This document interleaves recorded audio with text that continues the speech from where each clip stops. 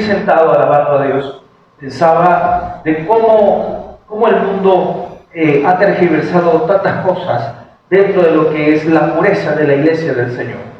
En los primeros años de la iglesia de Cristo, el evangelio era puro, era firme, fuerte, pero ha venido por los muchos años tergiversándose. O sea, cuando yo lo de tergiversándose es metiéndose tantas cosas.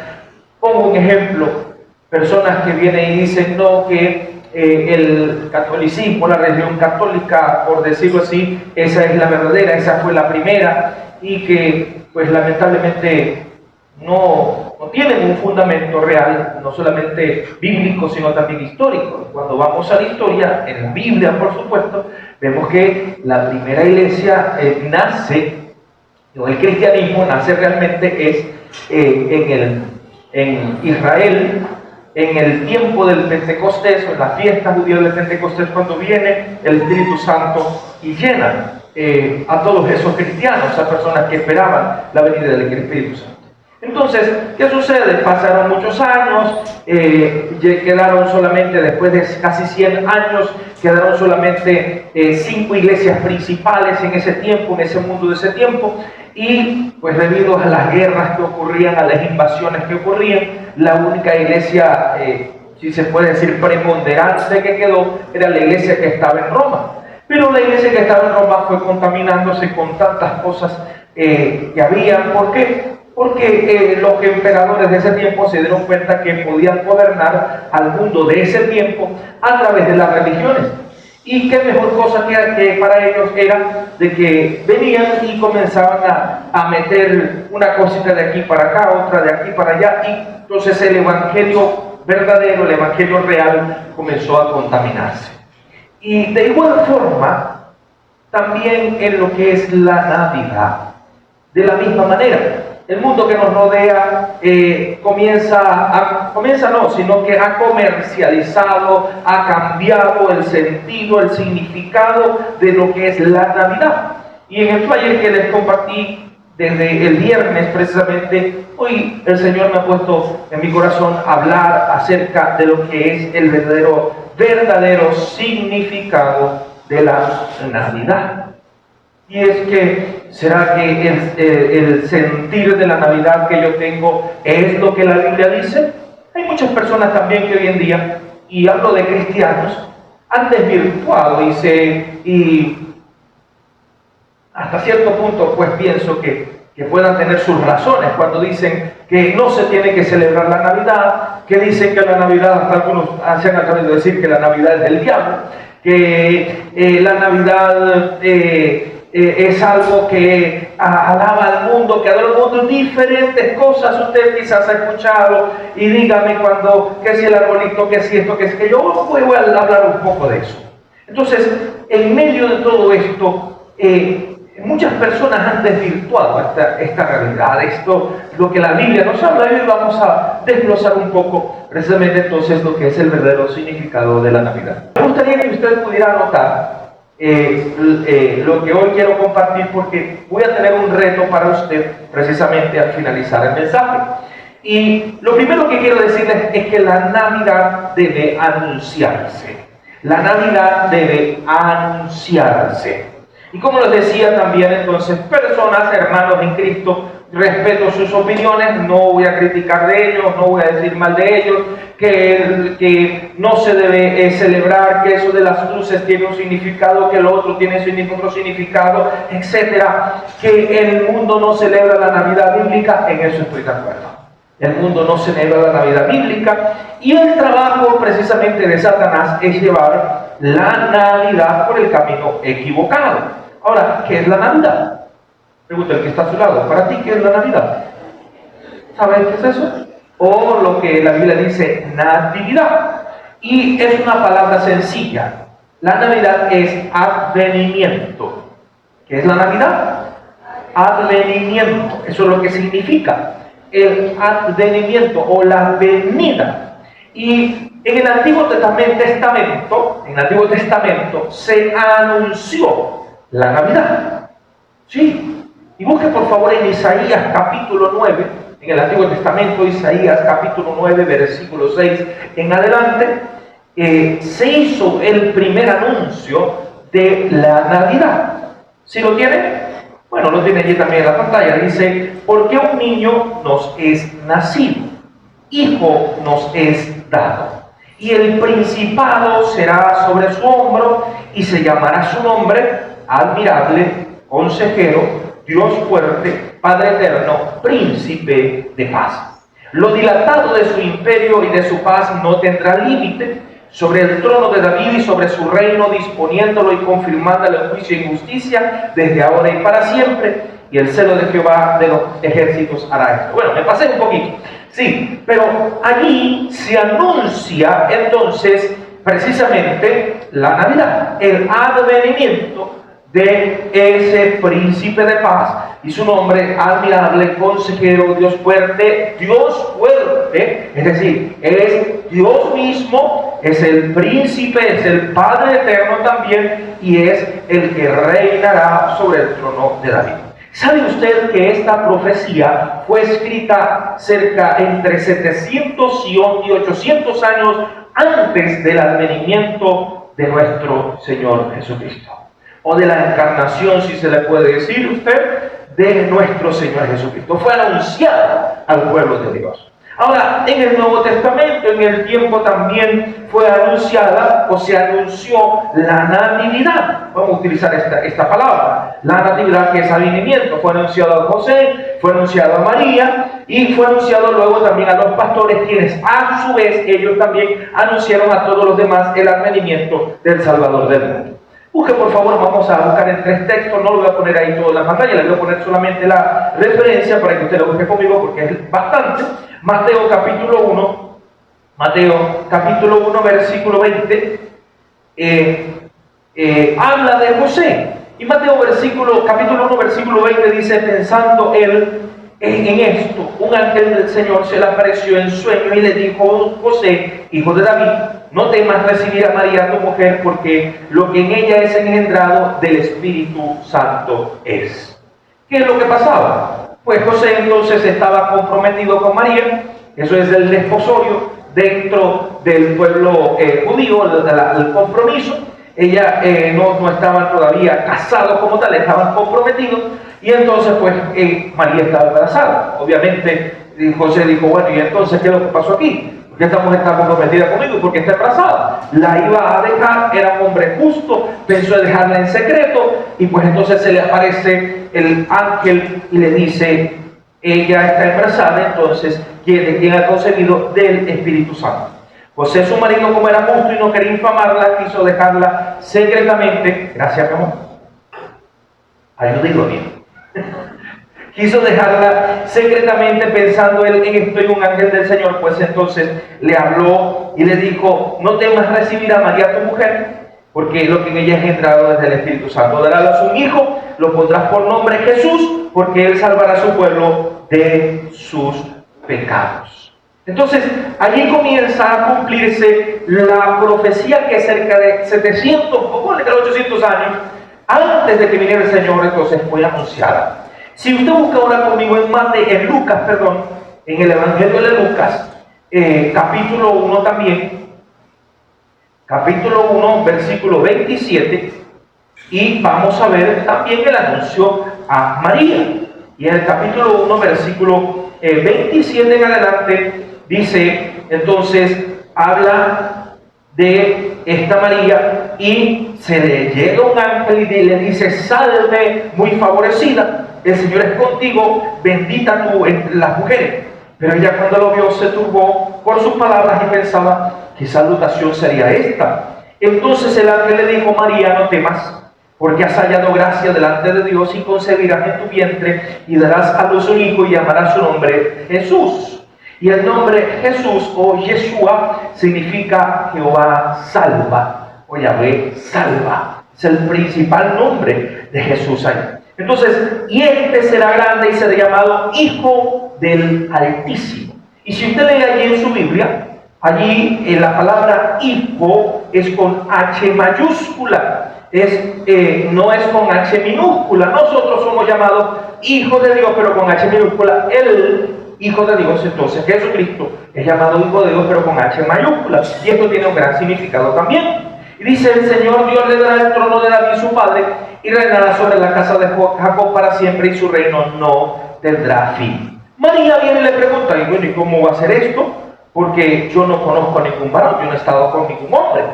Y respondió el ángel y le dijo: el Espíritu Santo vendrá sobre ti, y el poder del Altísimo te cubrirá con su sombra, por lo cual también el santo ser, escuche esto, por lo cual también el santo ser que va a nacer será llamado Hijo de Dios. Es por esto que nosotros entonces afirmamos, confirmamos y defendemos que Jesucristo, el Hijo de Dios, es el Hijo de Dios también, pero es un ser que vino a la tierra, se encarnó y fue sin pecado. Todos nosotros los seres humanos tenemos el pecado original, mas Jesucristo nunca tuvo el pecado original. ¿Por qué? Porque el hombre es quien transmite el pecado. Es el hombre quien transmite el pecado original. Pues entonces quien engendra a Jesús es el Espíritu Santo de Dios. ¿Sí ha entendido conmigo? ¿Sí está conmigo acá? Mira ahora el capítulo 2. En el capítulo 2, versículo 8, se habla entonces del nacimiento. Y usted sabe la historia de que, bueno, el empadronamiento llegó, fue que entonces José con María para Nazaret, etcétera, y todas estas cosas. Entonces llegó el momento del alumbramiento. Y en el versículo, en Lucas capítulo 2, versículo 8, dice: había pastores en la misma región que velaban y guardaban las vigilias de la noche sobre su rebaño, y se le presentó un ángel del Señor, y la gloria del Señor los rodeó de resplandor, y tuvieron un gran temor. Pero el ángel les dijo: no teman, porque les doy nuevas de gran gozo, nuevas noticias de gran gozo, para que será para todo el pueblo. Mire esto, que será para todo el pueblo. ¿Ok? Entonces dice lo siguiente. También, ya me perdí aquí, que les ha nacido hoy en la ciudad de David un Salvador, que es Cristo el Señor. Y esto les servirán de señal: hallarán al niño envuelto en pañales, acostado en un pesebre. Y repentinamente apareció con el ángel una multitud de huestes celestiales que alababan a Dios y decían: gloria a Dios en las alturas, y en la tierra paz, buena voluntad para con los hombres. Y sucedió que cuando los ángeles se fueron de ellos al cielo, los pastores se dijeron unos a otros: pasemos pues hasta Belén y veamos esto que ha sucedido y que el Señor nos ha manifestado. Se fueron apresuradamente, hallaron a María, José y al niño acostado en el pesebre, y al verlo, mira lo que dice el 17, y al verlo dieron a conocer lo que se les había dicho acerca del niño, y todos los que oyeron se maravillaron de lo que los pastores les decían. Entonces, la Navidad debe anunciarse. Así como se anunció desde el Antiguo Testamento, así como se anunció el ángel, así como también los pastores anunciaron el advenimiento del Hijo de Dios, del Salvador. Mire, pastor, pero la fecha, bueno, no es la fecha. Bien sabemos y estamos seguros que nuestro Señor Jesucristo no nació un 24 de diciembre. ¿Por qué pusieron esa fecha? Ok, pastor, porque bueno, lo que le puedo decir es que lo que le estaba diciendo, para el dominio de las masas, la religión que en ese tiempo predominaba, que mandaba, pusieron una fecha específica, un 24 de diciembre. Una de estas religiones adoraba a lo que es lo que llaman el dios sol o el solsticio de invierno, y entonces pues vamos a poner que se celebre en el mundo entonces el advenimiento de Jesucristo un 24 de diciembre, y el 25 pues entonces todas las cosas. Ahora, no es que nosotros, porque hay personas y también cristianos que se enfrascan exclusivamente que Jesucristo no nació el 24 de diciembre y por eso no tenemos que celebrar la Navidad. Y se enfrascan en esto y aquello. Y Dios mío, hermanos y hermanas, les digo esto en el nombre del Señor y lo comparto esto, es que tenemos nosotros que dar gracias a Dios que el mundo celebra el advenimiento del Hijo de Dios. Cosa terrible sería de que el mundo mismo ni siquiera celebrara la venida de Cristo Jesús. Pero hay una gran ventaja también para nosotros, que el mundo, a pesar de que tiene esta fecha, que no es el nacimiento, la fecha del nacimiento de Jesús, pero sí lo celebra. Y es entonces, por tanto, que todo cristiano tiene que aprovechar la oportunidad que se nos presenta para anunciar a Cristo Jesús. ¿Dice amén o no? Amén. ¿Qué diría usted entonces, o qué dirían esas personas que son tan extremistas, si yo les dijera entonces que el apóstol Pablo utilizó una estatua para hablar del Señor Jesucristo? El apóstol Pablo utilizó, sí hermano, el apóstol Pablo utilizó un santuario para hablar del Señor Jesucristo. Y lo usó. Yo voy a probar con eso para ver quién alguien me diga, no, Señor, reprenda al diablo, que te reprenda a ti, le voy a decir. Sí, vamos a la Biblia. En el libro de los Hechos, capítulo 17, versículo 22, y usted puede anotar eso, y es bien bueno para que usted tome su argumentación y lo tenga en la mano. Hechos capítulo 17, versículo 22 en adelante dice, entonces Pablo estaba en Atenas, estaba predicando. Atenas en ese tiempo era una ciudad-estado, era un país pequeño, si se puede decir, era gente muy culta, muchos filósofos, y estaba no en cualquier lugar. Pablo no estaba en ese momento en un mercado, estaba en el lugar que se llamaba el Areópago. Y era el lugar donde los más cultos, donde los filósofos, donde los más estudiosos se reunían. Y dice, entonces Pablo, puesto en pie en medio del Areópago, rodeado de todos esos grandes pensadores, dijo, varones atenienses, en todo veo que ustedes son muy religiosos, ahí dice supersticiosos, pero muy religiosos, porque pasando y mirando sus santuarios, es decir, donde tenían sus altares, sus esculturas, sus estatuas que ustedes adoraban, a Apolo, a Artemisa, etc. Allí también un altar en el cual estaba esta inscripción: al Dios no conocido. Aquel pues que ustedes adoran sin conocerle, a este yo les anuncio. Y aquí está la palabra secreta. A este yo les anuncio. Por esto les digo que la natividad tiene que anunciarse. Entonces, si Pablo utilizó este altar, quiere decirlo esto, que decía al Dios no conocido, para hablarles de la verdad, para hablarles de Jesucristo, porque nosotros no podemos utilizar este tiempo para anunciar a Cristo Jesús. Bien, si sabemos de que Jesús no nació el 24 de diciembre, pero utilicemos el tiempo para esto, hermano.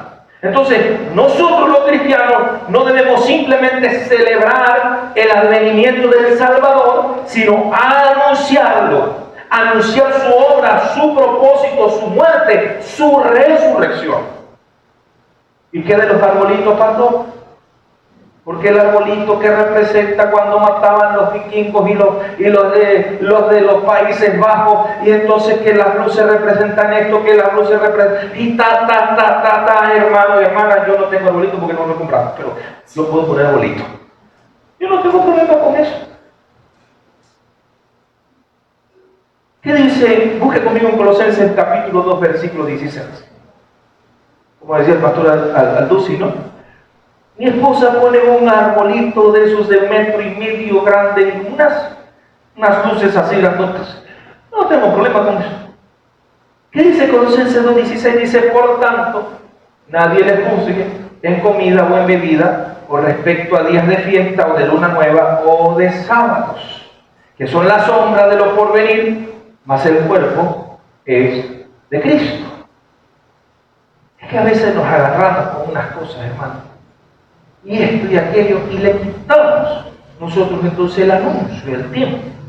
Algunos venimos y juzgamos una cosa, pero descuidamos otras.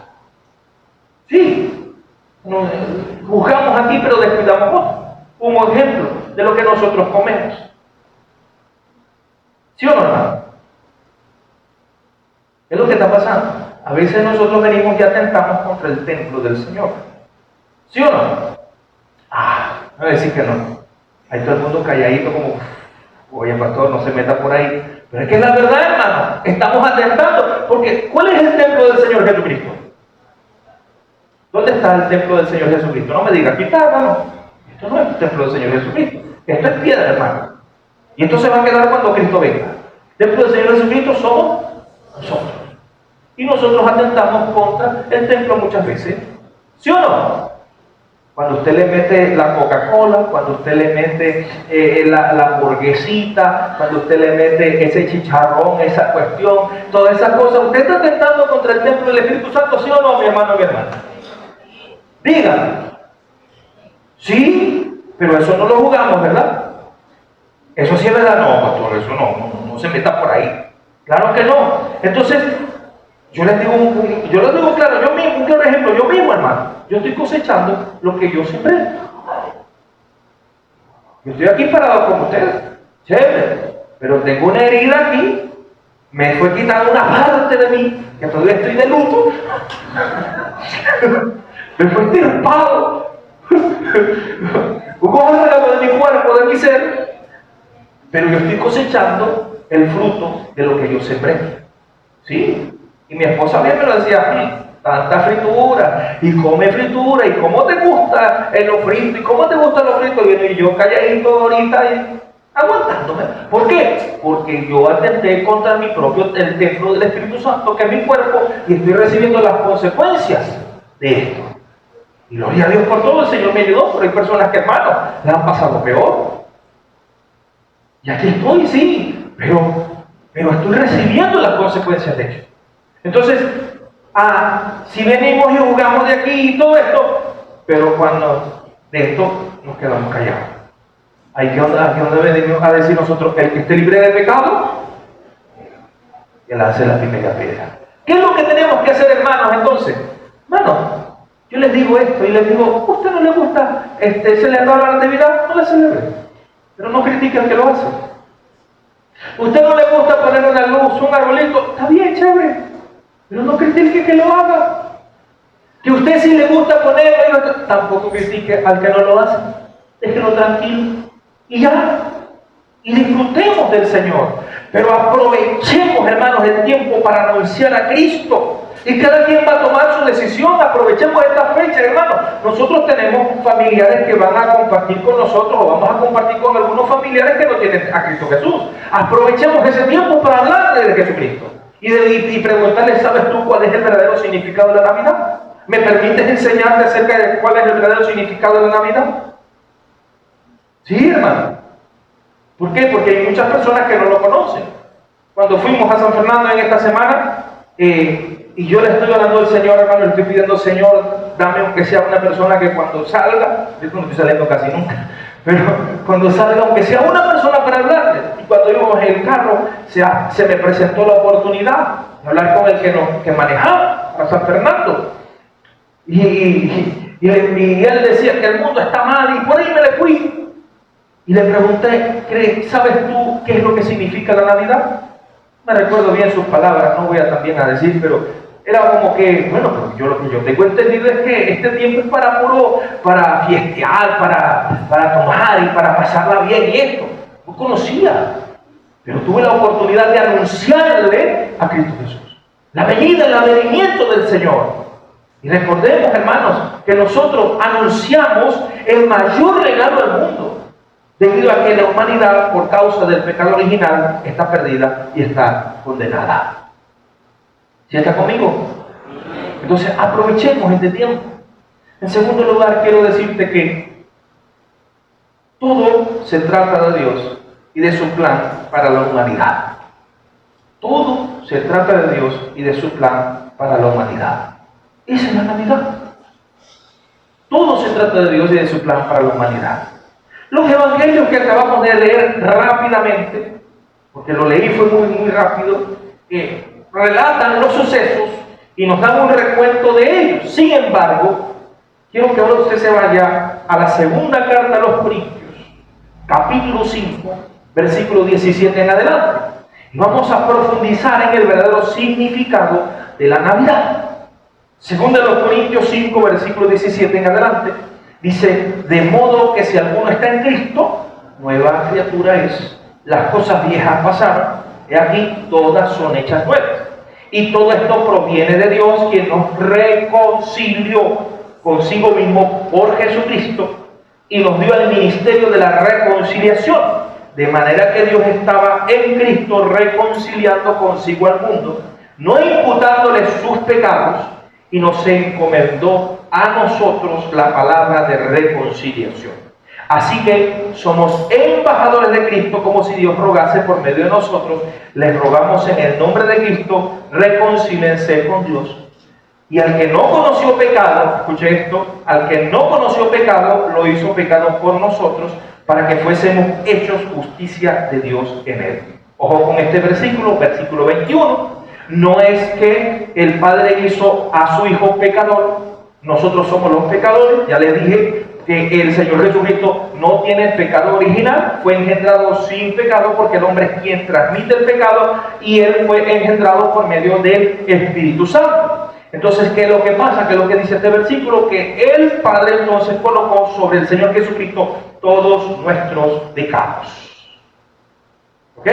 Entonces, él, al que no conoció pecado, lo hizo pecado, lo hizo no pecador, lo hizo pecado por nosotros, para que nosotros fuésemos hechos justicia de Dios en él. Y es por eso que el Señor Jesús le dice al Padre: Padre, ¿por qué me has abandonado en la cruz? Eso fueron una de sus palabras, porque el pecado de la humanidad, presente, pasado, futuro y futuro, estuvieron todos sobre el Señor Jesucristo.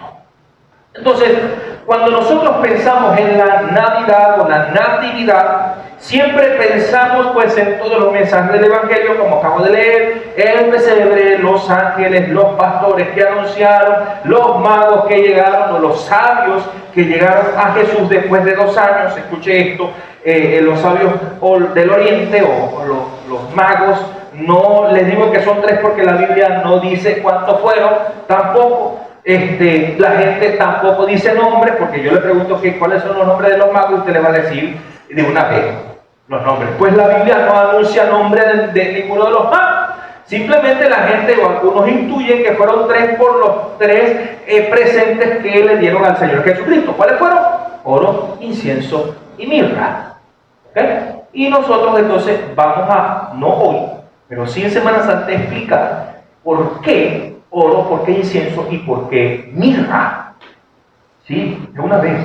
Entonces, todo eso tiene tremendo significado. Sin embargo, la pregunta es: ¿eso es realmente la Navidad? ¿Eso es realmente la Navidad?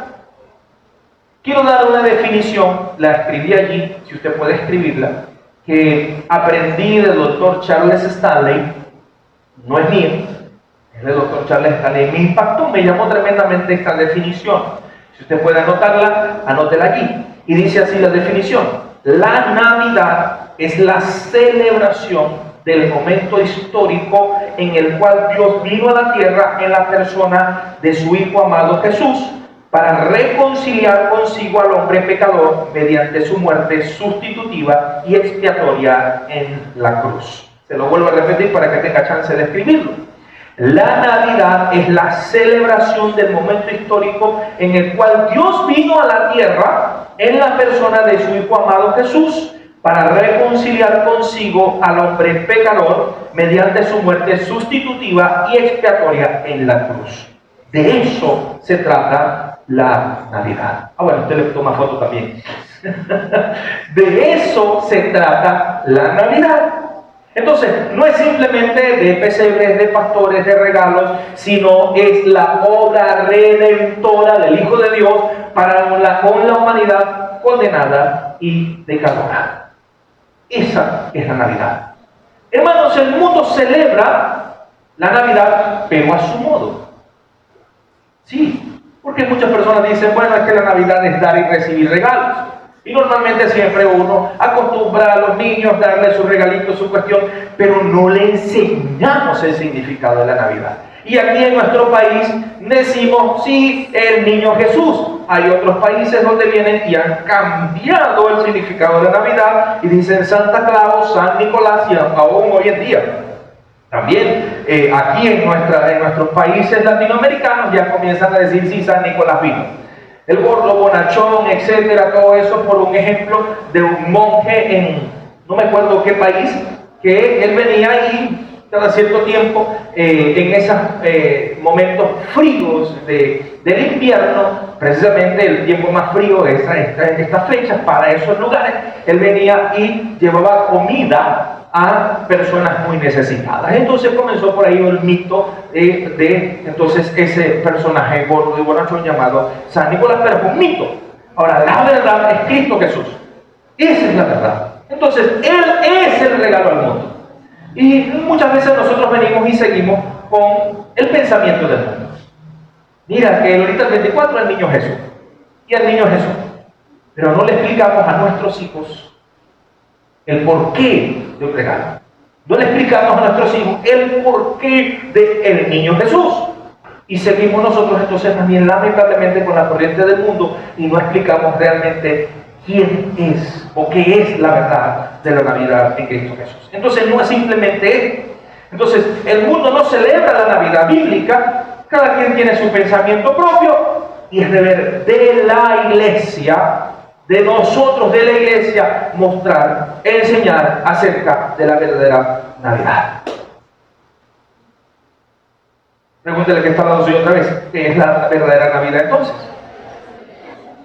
¿Qué me dice usted? Mientras usted pregunta, yo tomo un traguito de agua.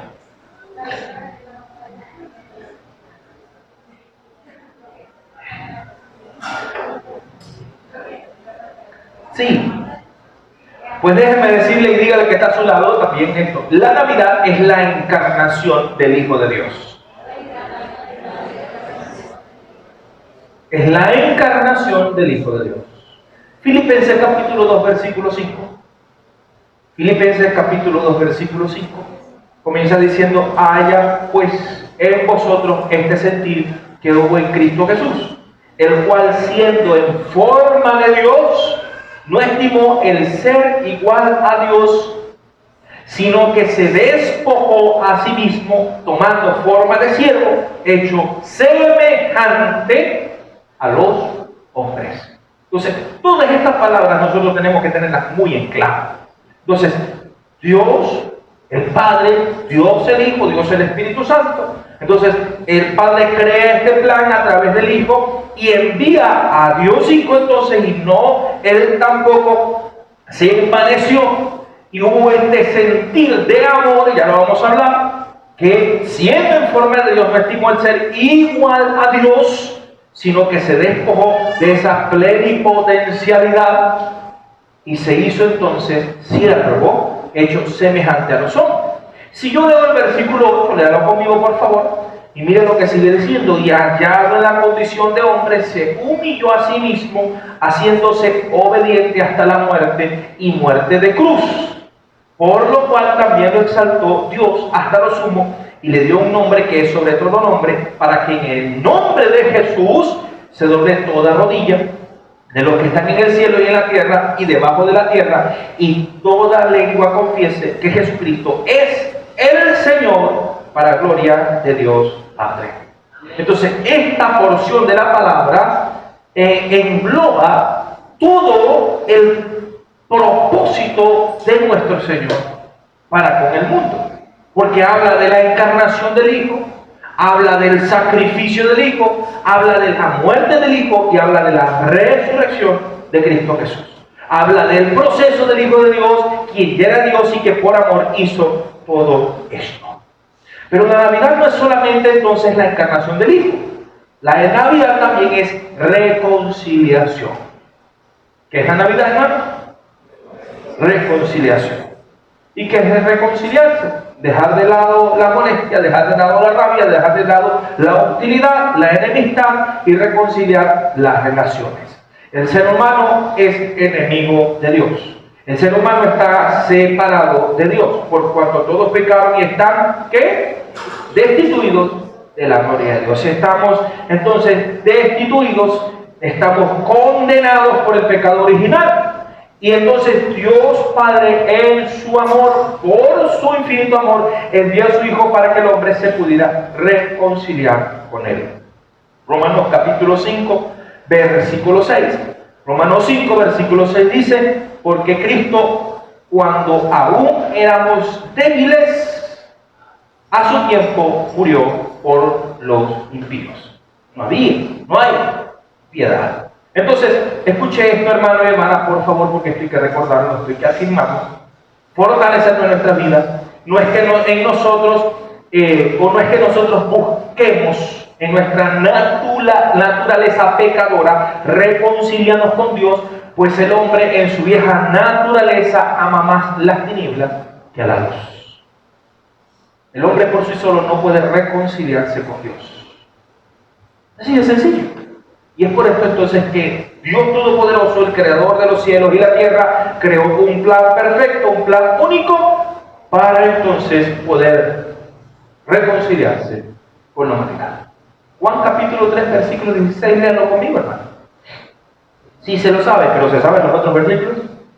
Porque en gran manera amó Dios a la humanidad, que ha dado a su Hijo unigénito, para que todo aquel que en Él cree, déjese de decir crea, porque eso es pasado, cree, no se pierda, mas tenga vida eterna. Porque no envió Dios a su Hijo al mundo para condenar al mundo, sino para que el mundo sea salvo por Él.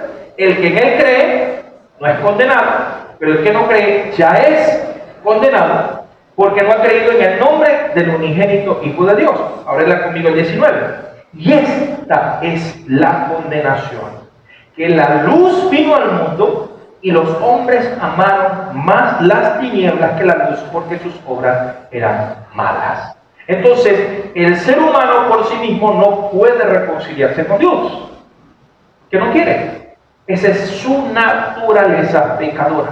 La naturaleza pecadora del ser humano dice: quiero seguir en las tinieblas, quiero seguir en la oscuridad, no quiero ir hacia la luz. Entonces, por nosotros solos no podemos. Es por esto que el Señor nos alcanzó primero en su espíritu de perdón e hizo posible que tuviéramos una nueva posición en Él, ya no siendo más enemigos, pues antes éramos enemigos de Dios. Usted que ha creído en Cristo, usted era enemigo de Dios, ahora es una posición nueva y ahora somos hechos hijos de Dios. Colosenses capítulo 1, versículo 21 dice: y también a vosotros que eran en otro tiempo extraños y que enemigos en vuestra mente por las malas obras, ahora les ha reconciliado en su cuerpo de carne mediante la muerte, para presentaros santos y sin mancha e irreprensibles delante de Él. Gloria a Dios, aleluya. Le brinda una alabanza a Dios por esta obra maravillosa de nuestro Señor. Esa es. Pero recuerde la condición. Recuerde la condición. La condición está en el versículo 23. Si en verdad permanecéis fundados y firmes en la fe y sin moveros de la esperanza del Evangelio que han oído, el cual es predicado a toda criatura que está debajo del cielo. Amén, hermano. Entonces, ahora que hemos recibido a Jesús como Salvador y Señor, ya somos hijos por medio del sacrificio del Hijo de Dios, el Cordero de Dios que quita el pecado del mundo, el único sin pecado, pues solo alguien sin pecado podía reconciliar a la humanidad con el Padre. En el tiempo de la ley ocurría algo. Si bien vamos, y creo que hemos estudiado un poco acerca de ello, pero en el tiempo de la ley había varios tipos de sacrificios. Si usted ha leído parte del Antiguo Testamento, había un sacrificio de carne, había sacrificio de harina, había un sacrificio de palomas, otro de carnero, otro de oveja, que estaba pura y sin mancha, pero había un sacrificio específico que se hacía cada cierto tiempo, y era no por los pecados personales de alguien, era por los pecados de toda la nación. Y entonces agarraban uno de estos animales, un carnero, y hacían un acto simbólico donde ponían todos los pecados de la nación sobre él y lo soltaban en el desierto, entregándolo a Satanás. Ese era el sacrificio mayor que se hacía por los pecados de la nación. Por eso que la Biblia también entonces nos enseña que uno de las acciones y lo de conocer a Jesús es el cordero inmolado. El cordero que es sacrificado y que entrega su sangre para que sean perdonados todos los pecados. Ahora, en el Antiguo Testamento ese perdón de pecados era condicional o era condicional. ¿Cómo quiero decir que condicionado? Condicional, que tenía tiempo, porque cada año tenía que la persona o las familias ir todos los años a un templo, un lugar, a hacer sacrificio continuo para que sus pecados continuamente les fueran perdonados. Más ahora en Cristo Jesús, si usted lee el libro de Hebreos, dice hecho sacerdote una sola vez y para siempre. Ya el Señor Jesucristo una sola vez y para siempre hizo el sacrificio máximo, el sacrificio perfecto. Ya no es necesario más sacrificio por los pecados, porque Él ya abrió la puerta para que entonces la humanidad a través de Él pueda reconciliarse con el Padre Celestial. Amén. Entonces, ¿qué es lo que sucede aquí? Esta labor la hizo Dios y no nosotros. No es por nuestras obras, no es porque yo sea bueno. Entonces el Señor viene y me da convicción de pecado. ¿Cómo llegaste tú a recibir a Jesucristo como Señor y Salvador? ¿Cómo llegaste tú entonces a obtener la salvación y la vida eterna, que solamente es por Cristo Jesús? Porque el Señor te dio convicción de pecados para que tomaras la decisión, o para que tomes la decisión de venir al Padre por medio del Hijo en el Espíritu Santo. Porque es el Espíritu Santo enviado por el Hijo en su lugar, cuando le dijo a los discípulos, y es necesario que yo me vaya, para que venga el otro Consolador, el cual estará con ustedes todo el tiempo. Y una de las acciones del Espíritu Santo es convencer al mundo del pecado. Y esta es la razón. Entonces, está el Espíritu Santo que convence a la humanidad de pecado. Efesios capítulo 1, versículo 13, búsquelo conmigo, y dice, y Efesios 1:13 dice, en el cual también confiasteis vosotros, habiendo oído la palabra de verdad, el evangelio de vuestra salvación, en quien también desde que creísteis, ahora mira aquí, fuisteis ¿qué?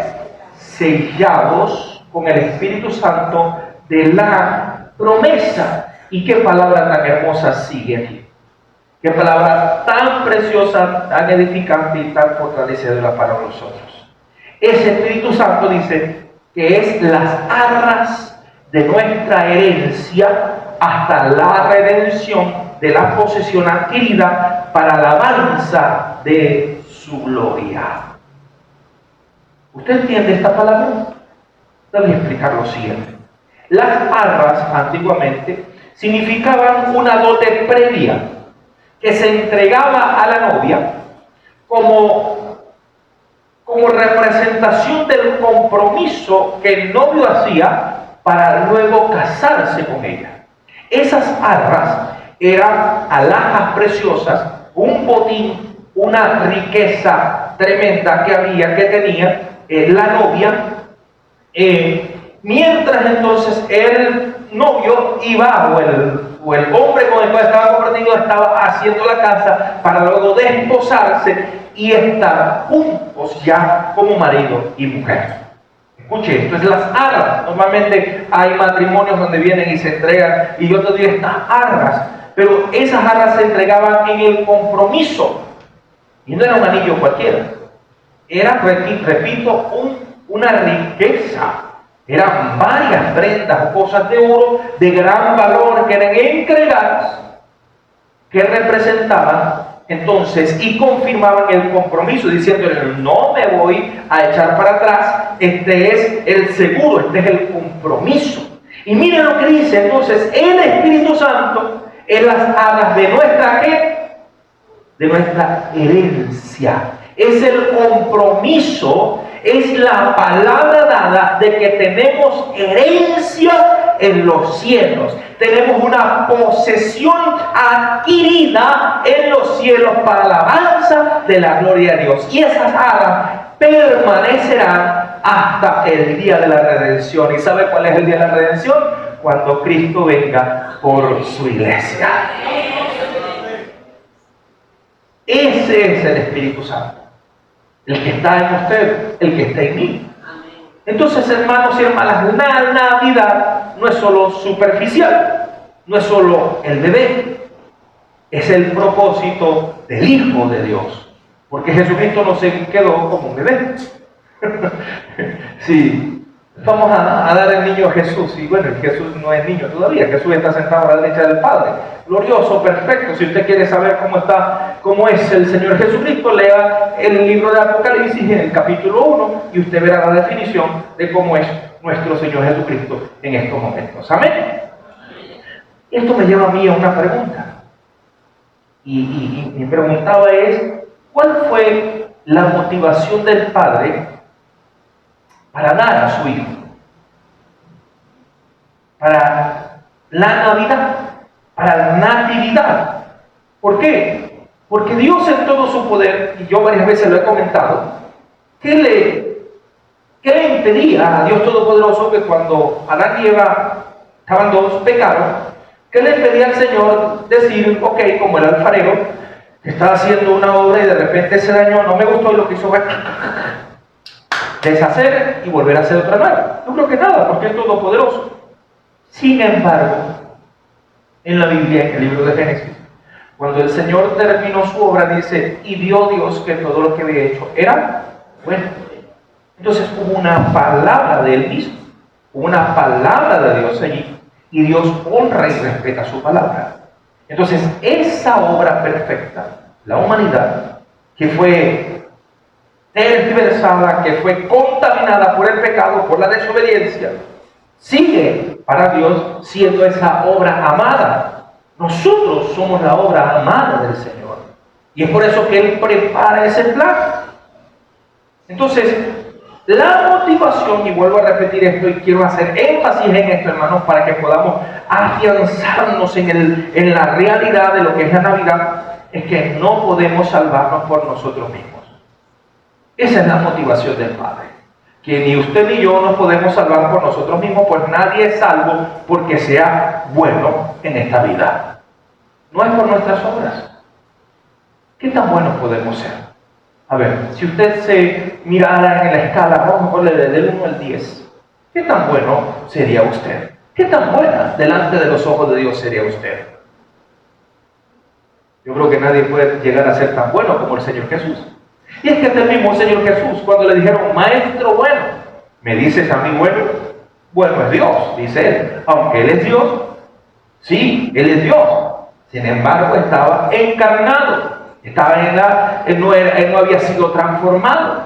Entonces, vemos nosotros que ninguno de nosotros puede serlo. Entonces, es por gracia. Y usted conoce esta porción de la palabra. Efesios capítulo 2, versículo 8, dice: porque gracia sois salvos por medio de la fe. Y esto no es de vosotros, pues es un regalo de Dios. No por obras, para que nadie se gloríe que yo soy bueno, yo sí puedo tener la salvación, yo puedo llegar al cielo. Y tantas personas que uno le ha hablado, le ha dicho: ¿y qué pasa cuando tú mueras? Bueno, yo voy a llegar a las puertas de allá y le voy a decir a Pedro: háblame, ábreme San Pedro. Primero, San Pedro no está allí. Sí, así de sencillo. Y lamentablemente la gente que está sin Cristo no va a ir precisamente a las puertas del cielo, va a ir a un lugar de tormento. Se le puede decir Hades, le puede decir infierno, pero va a ir a ese lugar de tormento, que lamentablemente está destinado para aquellos que rechazan a Jesucristo como Señor y Salvador. Entonces, lo que motivó al Padre a enviar a su Hijo a morir en la cruz es nuestra condición débil, nuestra condición desamparada, es nuestra debilidad. Y la única forma de cambiar nuestra condición es solo por medio de Jesucristo, por su amor incondicional, y no por nuestras obras. Nuestras obras, hermanos, son tomadas en cuenta, eso sí. Entonces, ¿qué pasa con las obras que yo pueda hacer mientras yo sea un hijo de Dios? Nuestras obras son tomadas en cuenta cuando le recibimos como Señor y Salvador, pero es para nuestros galardones, es para nuestros premios, no para nuestra salvación. Para ser salvos se necesita la gracia de Dios. Pero al tener buenas obras, las buenas obras nos demarcan nuestra fe, Si tienes fe, muéstrame tus obras, y también son para nuestros premios, nuestros galardones cuando estemos delante del Señor. Amén. Entonces, al pensar en la Navidad, no podemos pensar por lo que el mundo nos bombardea a diario, pues todo se trata del Hijo de Dios, del proceso de reconciliación, del proceso de perdón, del proceso de redención y del proceso de justificación, solo por medio del Hijo de Dios. ¿Qué es ser justificado? Es ser declarado inocente aun cuando yo sigo siendo culpable. ¿Por qué? Porque el Hijo hizo un acto sustitutivo. ¿Qué significa? Que Él tomó mi condena, Él tomó la pena de muerte sobre mí y Él se puso en mi lugar y me dio a mí la libertad por su sangre, por su sacrificio.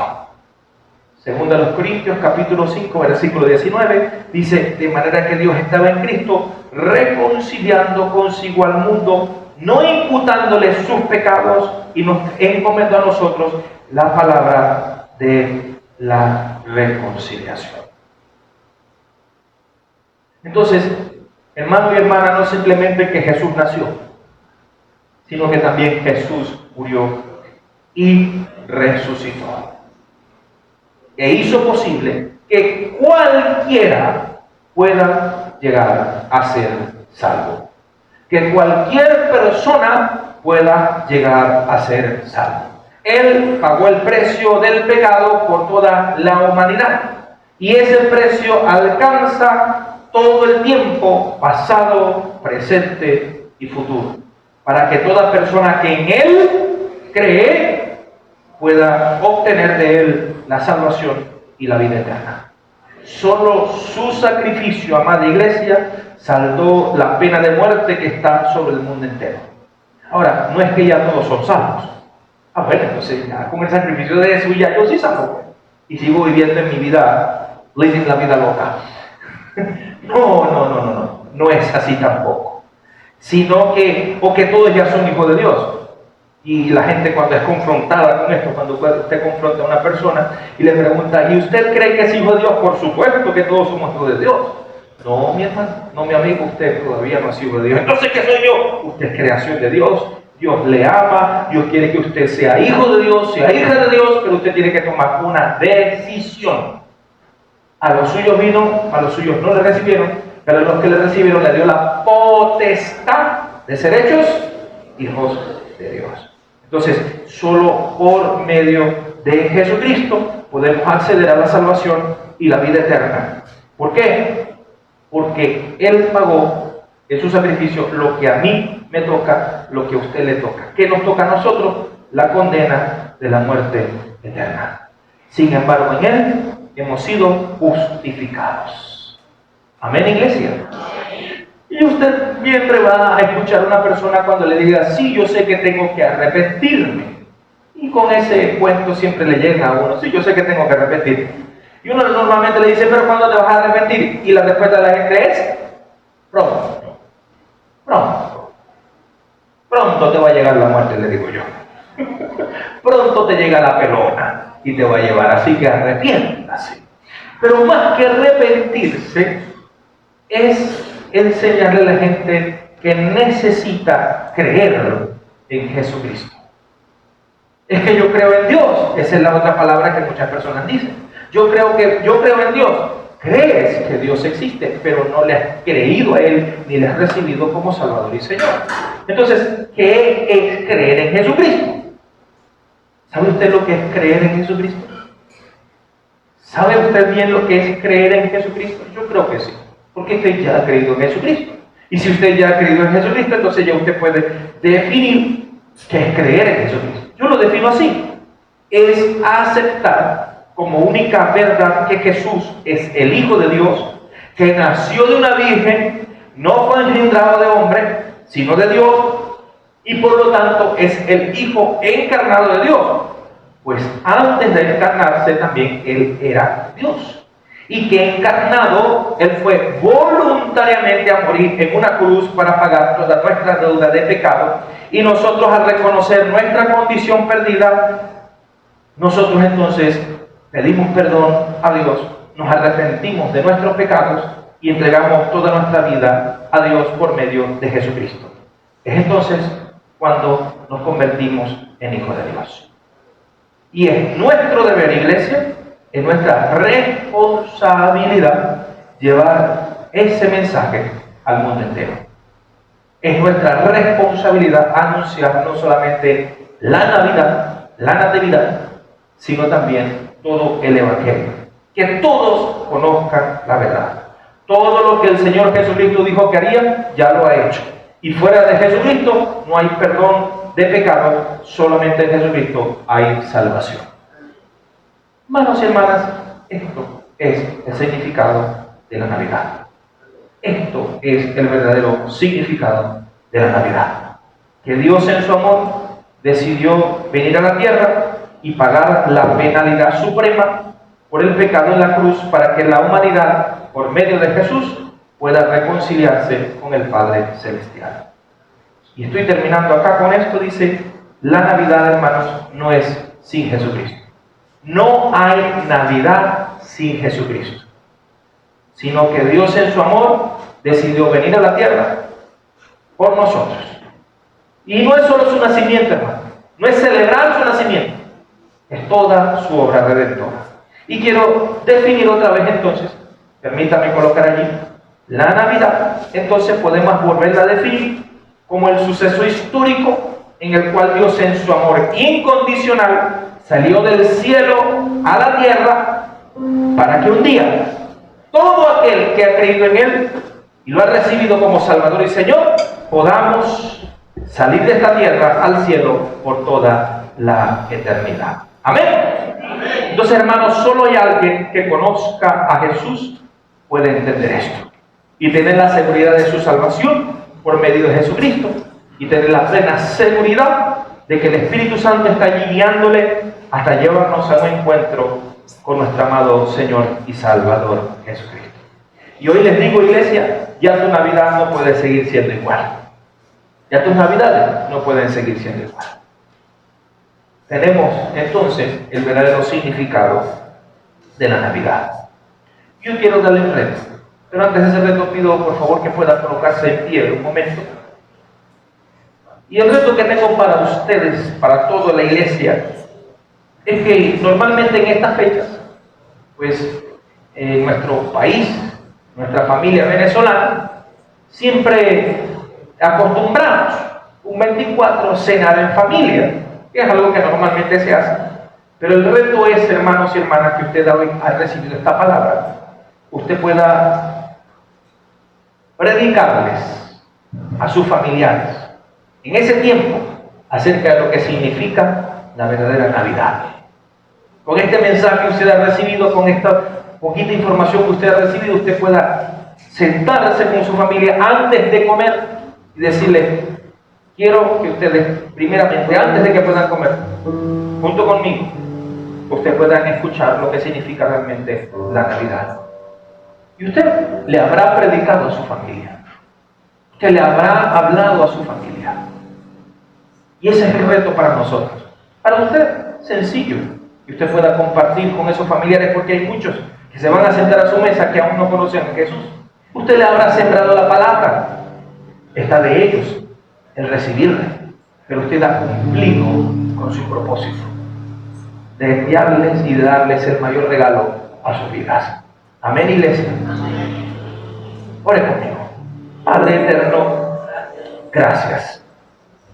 Bien sabemos, Señor, que tu Hijo amado Jesús no nació un 24 de diciembre. Pero aprovechamos el tiempo en que el mundo celebra el advenimiento de Jesús. Y te pido, Señor, que como iglesia podamos, Señor, aprovechar el tiempo y predicar tu palabra. Llevar tu palabra, Señor, a todos nuestros familiares, a nuestros amigos, y que podamos aprovechar la oportunidad que tenemos en estos días de compartir con esa familia y darles el mensaje de vida y de salvación, esa palabra de vida en Cristo Jesús. Otra,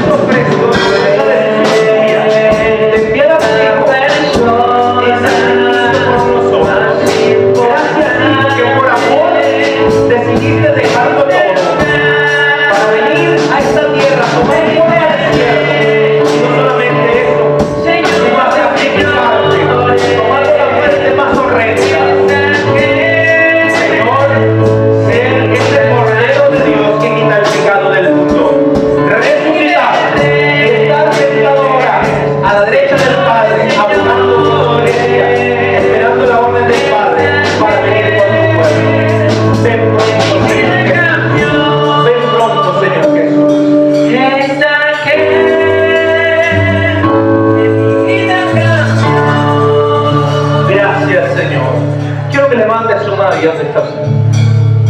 Si usted cree, dice la Biblia, al que cree todo le es posible.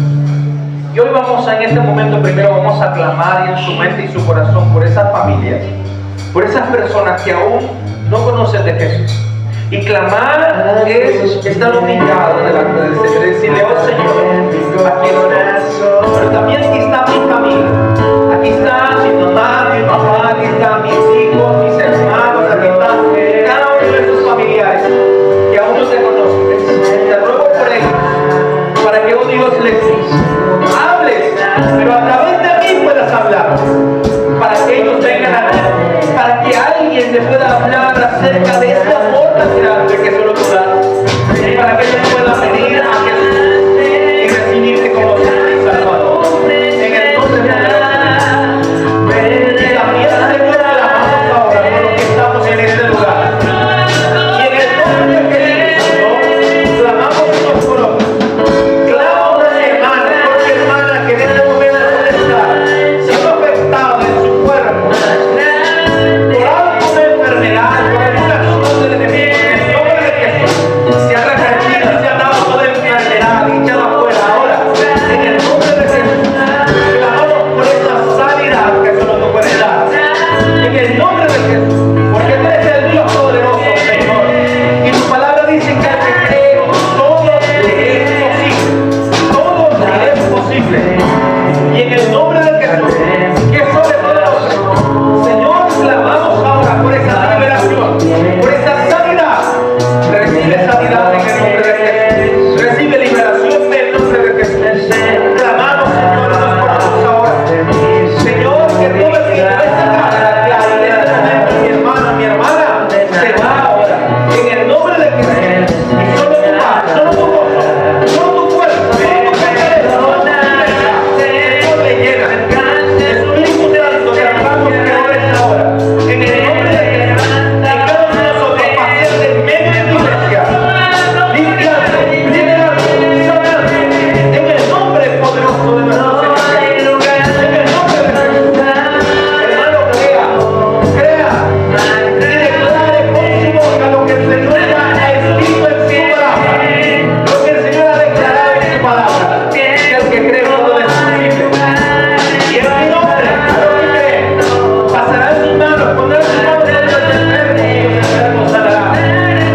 Pero también si usted cree que el Señor puede obrar en su vida, y en el nombre de Jesús, toda enfermedad es erradicada. En el nombre de Jesús ahora, toda maldición, toda acción del enemigo es echada afuera.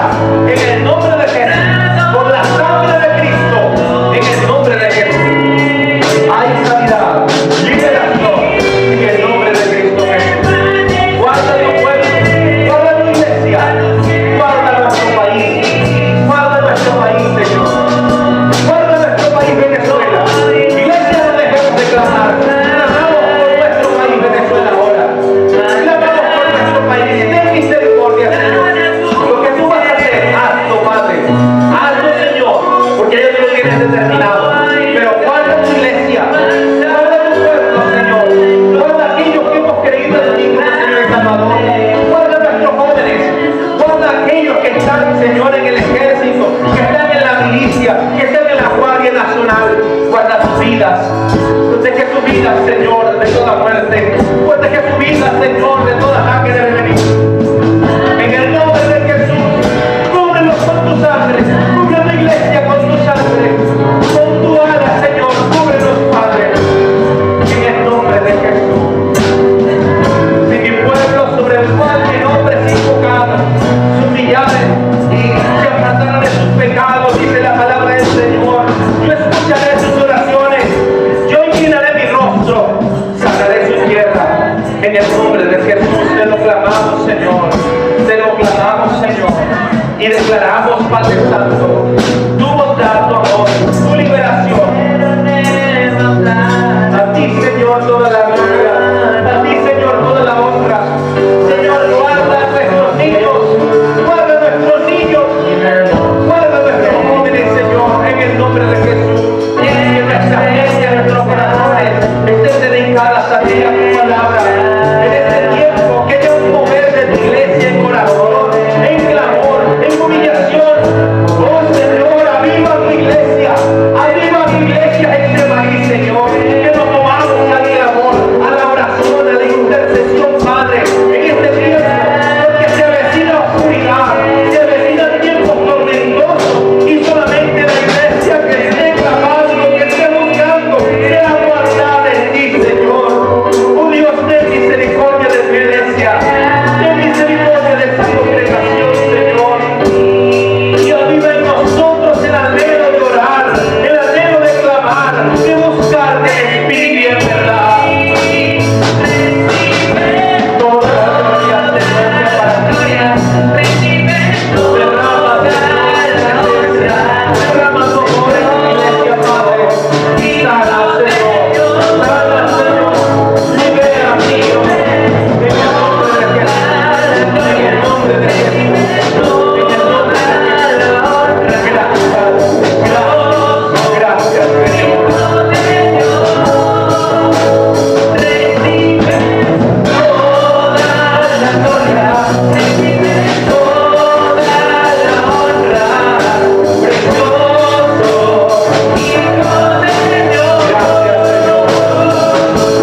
Gracias, Espíritu Santo. Gracias, Hijo de Dios.